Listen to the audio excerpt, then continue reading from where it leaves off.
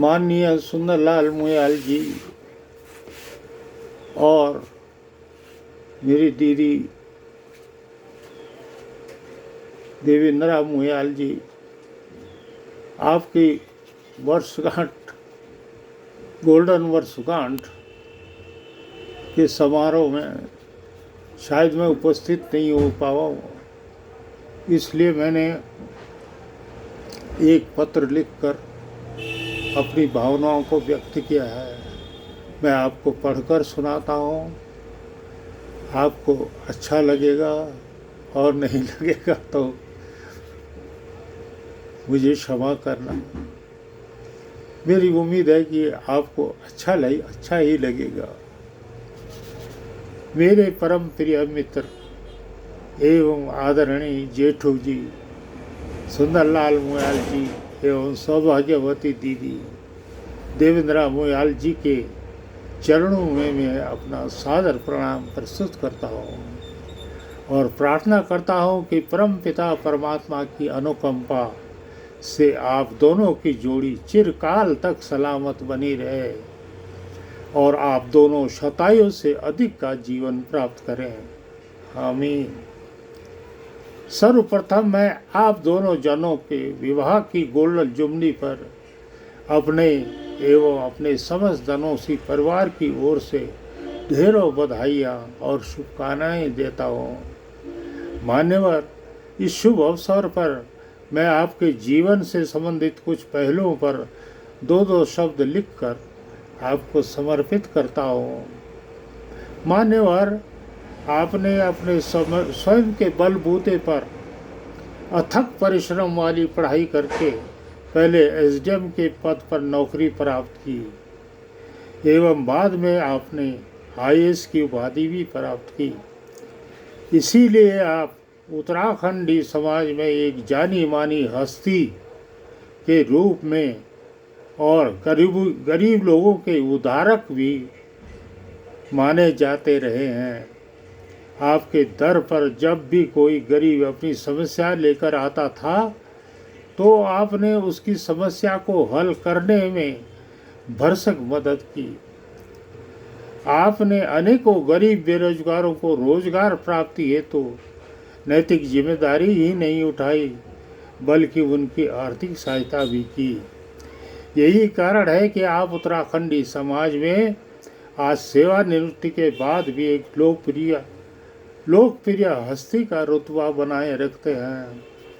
आपकी मदद से लगे अनेक पौधे आज फल फूल कर अपना उत्तम जीवन व्यतीत कर रहे हैं। आपकी उक्त कृतज्ञता को कोई भला कैसे भूल सकता है। मैं स्वयं भी आपको भगवान जी के रूप में मानते आया हूँ, क्योंकि आप मेरे संरक्षक की भूमिका भी निभाते रहे थे। आप मेरे सुख दुख में हमेशा मेरे दाएं खड़े रहा करते थे। यहाँ तक कि मेरी एडहॉक नौकरी को नियमित करवाने हेतु आपने मेरे साथ अनेकों बार लखनऊ जाने और वहाँ पर शासन स्तर से भरपूर मदद करवाने का भी बीड़ा उठाया था।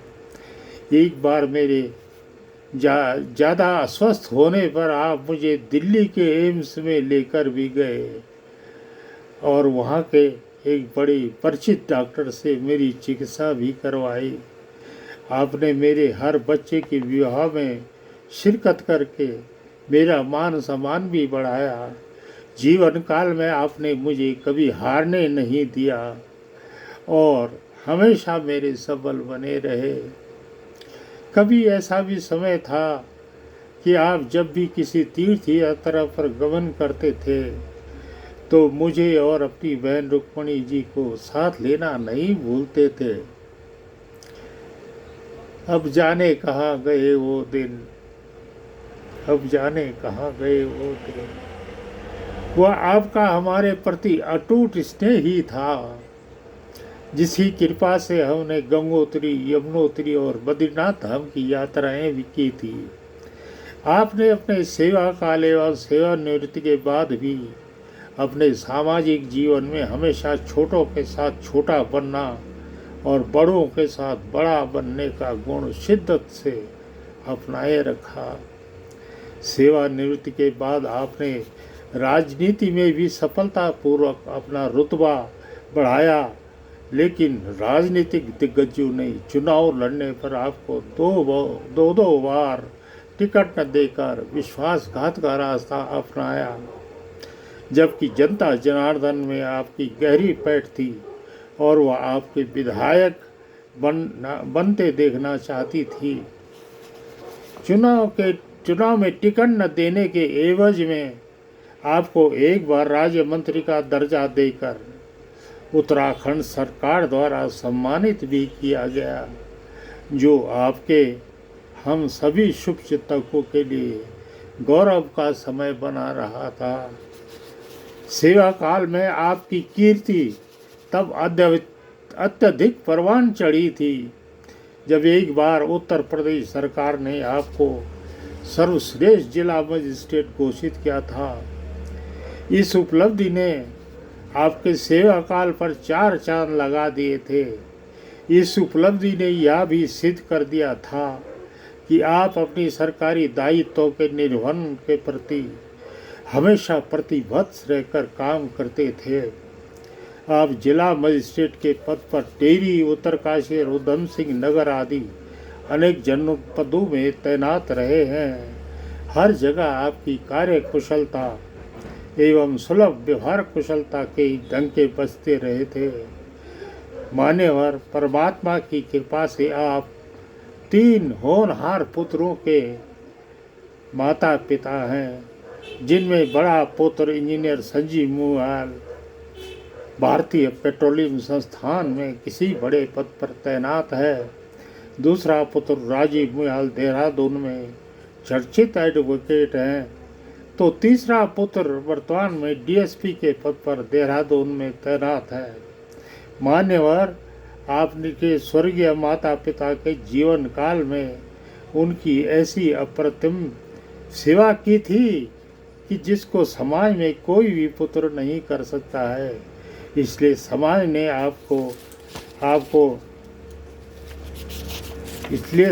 ने आपको लोग श्रवण कुमार की उपाधि तक से नवाजने लगे थे। वह परमात्मा के बाद आपके माता पिता का भी आशीर्वाद था, जिसने आपके जीवन को सफलता की ऊंचाइयों तक पहुंचाया।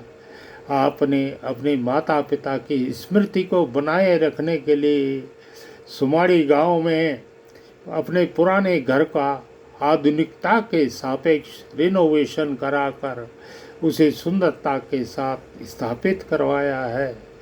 ऐसी समझ आप जैसे बिरले लोग ही रखा करते हैं। वर्तमान में आप अपने सभी पारिवारिक जिम्मेदारियों से मुक्त होकर अपना खुशहाल सेवानिवृत्त जीवन व्यतीत कर रहे हैं। अंत में आप दोनों जनों के विवाह की इस 50वीं वर्षगांठ पर मैं दोबारा हृदय तल से आपको लाख लाख बधाइयाँ और शुभकामनाएं देता हूँ और परम पिता परमात्मा जी से पुनः प्रार्थना करता हूँ कि वह आप दोनों को स्वस्थ एवं कुशल मंगल रखकर शतायु का वरदान देंगे। मान्यवर यदि आलेख में कोई त्रुटि हो तो अग्रिम रूप से माफ़ी चाहता हूँ। आपका करीबी व एक नाचीज शुभ चिंतक बिहारी लाल धनोसी, सेवानिवृत्त engineer UPCL, Ruby Nikunj, Srinagar motor road, Pauri Garhwal. Phone number 7302143862। इसके साथ ही मैं आपको और भी बधाइयाँ देता हूँ। आपने जो है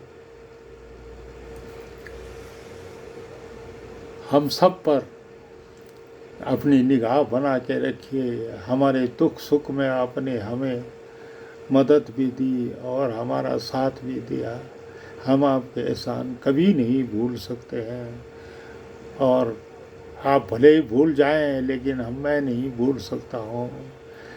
मुझे आपने हम हमेशा अपना प्रिय जवाई समझा और मुझे कभी निराश नहीं होने दिया। आपने अपने घर में, जब आपके घर में भी मैं जाता था तो आप मेरे पूरा स्वागत और सब कुछ करते थे। खाना पीना से लेकर सब कुछ चलता था। वो बहुत अच्छे दिन थे। कुछ चले गए दिन, अब वो दिन नहीं यार।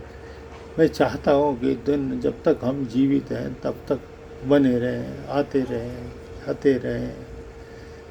मुझे अगर टाइम मिला तो मैं ज़रूर आऊँ। अब आपकी गोल्डन जुबली समारोह में शामिल होऊंगा। मेरी पत्नी की आँख का ऑपरेशन हुआ है। डॉक्टर ने स्पष्ट कहा है कि इनकी आँख पर कोई आघात नहीं लगना चाहिए, इसलिए शायद मैं नहीं आ पाऊँगा। अभी उसका ऑपरेशन हुआ है और अभी वो बिस्तर पर लेटी हुई है। तो मुझे शायद मैं जब मैं देहरादून आऊँगा तभी आपके पास आ पाऊँगा। आपको बधाइयाँ भी दूँगा। आपको सब कुछ, आपको सत सत नमन प्रणाम।